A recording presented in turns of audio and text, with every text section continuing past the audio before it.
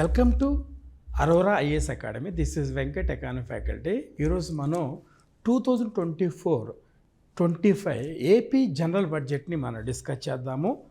మరి 2024 November 11th early morning 10:30కి మనకి Payyavula Keshavulu budget estimation ప్రవేశపెట్టారు.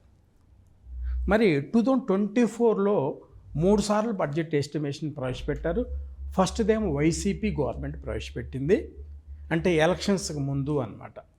కేంద్ర ప్రభుత్వంలో మరి ఇంటరిమ్ బడ్జెట్ని ప్రవేశపెడితే రాష్ట్రంలో వస్తే vote on account budget estimation ప్రవేశపెట్టారు. మరి తర్వాత నెక్స్ట్ ఎన్డీఏ గవర్నమెంట్ ఆంధ్రప్రదేశ్లో ఏర్పడ్డప్పుడు 2024లో మనకి నెక్స్ట్ ఇక్కడ రెండో దశలకినేమో ఇక్కడ మనకి second time NDA government start చేసింది. తర్వాత జనరల్ బడ్జెట్ని 2024 నవంబర్ 11th మార్నింగ్ 10:30 అసెంబ్లీలో ప్రవేశపెట్టడం జరిగింది. ఎవరు ప్రవేశపెట్టారు? పెయ్యావుల కేశవ్ ప్రవేశపెట్టారు అనమాట. సో కాబట్టి ఈ సంవత్సరంలో 3 సార్లు బడ్జెట్ ఎస్టిమేషన్ ప్రవేశపెట్టారు. ఓకేనండి. చూడండి, మనకి మొత్తం ఎంత బడ్జెట్ అంటే 2,94,427 crores అన్నమాట. మరి ఈ బడ్జెట్ ఏంటి అసలుకి అంటే ప్రభుత్వం 24-25 ఆర్థిక సంవత్సరంలో ప్రభుత్వం చేసే అన్ని రకాల ఖర్చులనే బడ్జెట్ ఎస్టిమేషన్ అంటాం. దీంట్లో రెవెన్యూ ఎక్స్పెండిచర్ ఉంటుంది, క్యాపిటల్ ఎక్స్పెండిచర్. అంటే రెవెన్యూ ఎక్స్పెండిచర్ తర్వాతనేమో మూలధన క్యాపిటల్ ఎక్స్పెండిచర్ అంటాం. సో ప్రభుత్వం అన్ని రకాల వ్యయాలని కలిపితేనేమో మనం ఏమంటాము, దాన్నే బడ్జెట్ ఎస్టిమేషన్ అంటాం. ఓకేనండి. మరి ఏ లక్ష్యంతో మరి పెయ్యావుల కేశవ్ చంద్రబాబు ముఖ్యమంత్రిగా ఉంటూ దీన్ని ప్రవేశపెట్టారు అని అంటే ఇక్కడ చూద్దాం. మనకి లక్ష్యం ఎంత? 15% వృద్ధి రేటు సాధించాలని 24-25 ఆర్థిక సంవత్సరంలో 15% జిఎస్డిపి వృద్ధి రేటు సాధించాలని లక్ష్యం. తర్వాత 2047 నాటికి ఇక్కడ చూడండి స్వర్ణాంధ్ర సాధించాలి. 2047 స్వతంత్రం వచ్చిన తర్వాత 2047 నాటికి 100 సంవత్సరాలు చేరుకుంటుంది. భారతదేశంలో 24-25 general budget by Nirmala Sitharaman ఏ లక్ష్యంతో ప్రవేశపెట్టిందంటే 2047 వికసిత భారత్ సాధించాలి. వికసిత భారత్ అంటే అభివృద్ధి చెందిన దేశంగా అవతరించాలని లక్ష్యంగా ఆ బడ్జెట్ ఎస్టిమేషన్ ప్రవేశపెట్టారు. ఇక్కడ కూడా 2047కి స్వర్ణాంధ్ర చేరుకోవాలి, స్వర్ణాంధ్రప్రదేశ్గా తయారు కావాలని లక్ష్యంతో దీన్ని ప్రవేశపెట్టారు. ఓకేనండి. చూడండి, ఇక్కడ మనకి ఆంధ్రప్రదేశ్ బడ్జెట్ సమగ్ర స్వరూపం అంటే మనకి అన్ని రకాల ఖర్చుల్ని మనమేమన్నాము, దాన్నే బడ్జెట్ ఎస్టిమేషన్ అన్నాం. ఇక్కడ ప్రభుత్వ ఆదాయం తెలిసి ఉండాలి, ప్రభుత్వం వ్యయం తెలిసి ఉండాలి. అప్పుడు ఈ బడ్జెట్ ఎస్టిమేషన్ అనేది మనకు అర్థమవుతుంది అన్నమాట. ఇక్కడ చూడండి, మనకి రెవెన్యూ ఆదాయము, revenue receipts, next capital receipts, ఈ రెండు కలిపితే మనకి టోటల్ రిసిప్ట్స్ అని అంటాము. మొత్తం రిసిప్ట్స్ అని అంటాం.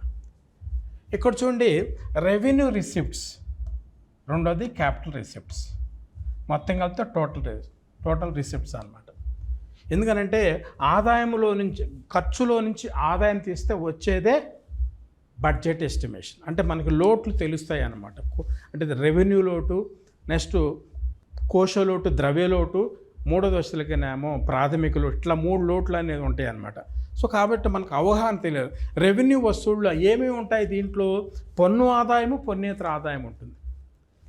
అంటే రెవెన్యూ ఇన్కమ్లో tax revenue, non tax revenue ఉంటుంది.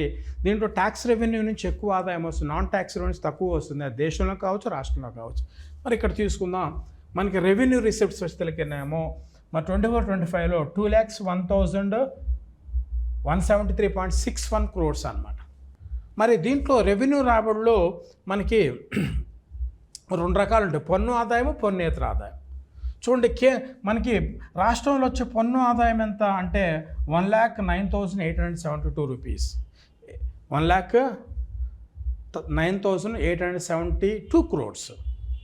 మరి పన్నేతర ఆదాయం తీసుకుందాం, 10,576. జనరల్గా రాష్ట్రంలో పన్ను ఆదాయం కంటే పన్నేతర ఆదాయం తక్కువగా ఉంటుంది. పన్ను ఆదాయం వల్ల 1,00,000 పైన ఉంటే మరి పన్నేతర ఆదాయం జస్ట్ 10,000 crores మాత్రమే కనపడుతుంది అన్నమాట.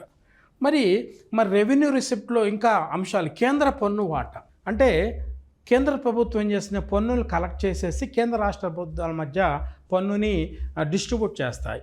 అంటే ఇన్కమ్ ట్యాక్స్ కానీ, జిఎస్టీ కానీ, ఇలాంటి ట్యాక్సెస్ అన్నమాట. అంటే మనకి 15th ఫైనాన్స్ కమిషన్ చెప్పిందంటే 31% మనకి 41% వస్తువులకేమో స్టేట్స్కి ఇవ్వాలి, 1% Jammu and Kashmir security provide చేయాలి, మొత్తం 42% అన్నారు. కాబట్టి కేంద్ర ప్రభుత్వం వసూలు చేసే పన్నుల్లో 42% అనేది రాష్ట్రాలకు ఇవ్వటం జరుగుతుంది అన్నమాట. అట్లా దాంట్లో భాగంగా ఆంధ్రప్రదేశ్ ప్రభుత్వానికి వచ్చిన అమౌంట్ ఎంత అంటే మనకి 50,391.68 crores. ఓకేనండి. మరి గ్రాంట్లు, ఉచిత ద్రవ్య సహాయము అంటాం. కేంద్ర ప్రభుత్వం రాష్ట్ర ప్రభుత్వాలకి గ్రాంట్లు అనేది ఇస్తుంది 30,333.79 crores అనమాట. కాబట్టి రెవెన్యూ వసూళ్ళు ఏమేమి కనబడతాయి అంటే పన్ను రాబడి, పన్నేతర రాబడి, కేంద్రం నుంచి వచ్చే పన్ను వాటా, గ్రాంట్స్, ఈ మొత్తం కలిపితే రెవెన్యూ రిసిప్ట్స్ అని అంటాం. మొత్తం ఎంత వచ్చిందండి, 2,01,173.61 crores అంచనా వేస్తున్నారు. మరి మూలధన వస్తువులు, మూలధనం అంటే మనకి చూడండి, ప్రభుత్వం రుణాలు సేకరించడం ద్వారా, ప్రభుత్వ ఆస్తులు విక్రయించడం ద్వారా, తర్వాత ప్రభుత్వ కంపెనీ డిస్ఇన్వెస్ట్మెంట్ చేయటం ద్వారా, ఇలాంటివన్నీ దేని కిందకు వస్తాయి అంటే మూలధన రాబడిలో వస్తాయి అన్నమాట.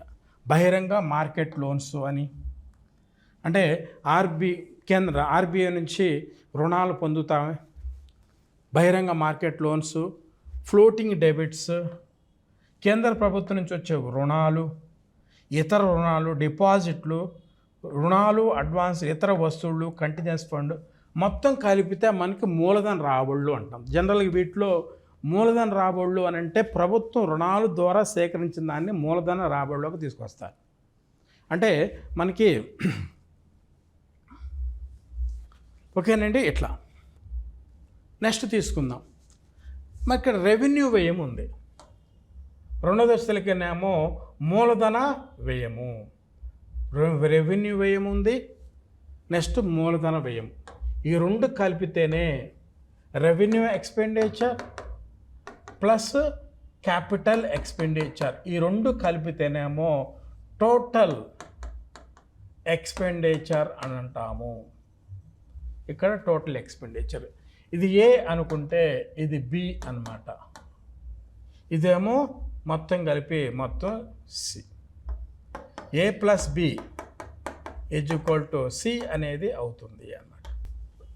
ఓకేనండి. మనకి దీంట్లో ఎంత వచ్చింది మొత్తం వ్యయము చూడండి, 2,94,427.25 crores అన్నమాట. అంటే దీంట్లో రెవెన్యూ వ్యయం ఉంది, మూలధన వ్యయం. రెవెన్యూ వ్యయం అంటే ఏంది అని అంటే మనకి అన్ప్రొడక్టివ్ ఎక్స్పెండిచర్ అన్నమాట. అంటే రాష్ట్రానికి సంపదను సృష్టించని వాటిపై చేసే ఖర్చు అని అంటాం, అన్నమాట. దాన్నే మనం రెవెన్యూ అంటే employees pensions, salaries, government programmes, government law and order maintenance, hospital కావచ్చు, మున్సిపాలిటీగా పోలీసు కానీ, అన్ని రకాల ప్రభుత్వ ఖర్చులు, సబ్సిడీస్, వాటినన్నింటినీ రెవెన్యూ ఎక్స్పెండిచర్ అంటాము. మరి ఎంత వచ్చిందో 2,35,916.99 crores. మరి మూలధన వ్యయము అంటే ఏంది అంటే ఇక్కడ మనకి మూలధన వ్యయము అని అంటే ప్రభుత్వానికి ఆస్తులు సృష్టించే వాటిపై పెట్టే పెట్టుబడులను, investment on those which create wealth to the state is nothing but only the capital expenditure అని అంటాం. అంటే ఇది ప్రాజెక్టులు కట్టడం, ఇరిగేషన్ ప్రాజెక్ట్స్, కంపెనీలు స్థాపించడం, మౌలిక సదుపాయాలు కల్పించడం. దీని ద్వారా ఏమవుతుందంటే సపోజ్ ఇరిగేషన్ ప్రాజెక్ట్ స్టార్ట్ చేసామనుకుంటే దానివల్ల అగ్రికల్చర్ డెవలప్ అవుతుంది, వ్యవసాయదారులకు ఎక్కువ ఆదాయం వస్తే వాళ్ళ ఆదాయం పెరిగిందంటే సంపద ఏర్పడ్డట్టు లెక్క. వ్యక్తికి సంపద వచ్చిందంటే రాష్ట్రానికి కూడా సంపద ఏర్పడ్డట్టు లెక్క. సో ఆ విధంగా మనం చెప్పుకుంటాం. ఓకేనండి.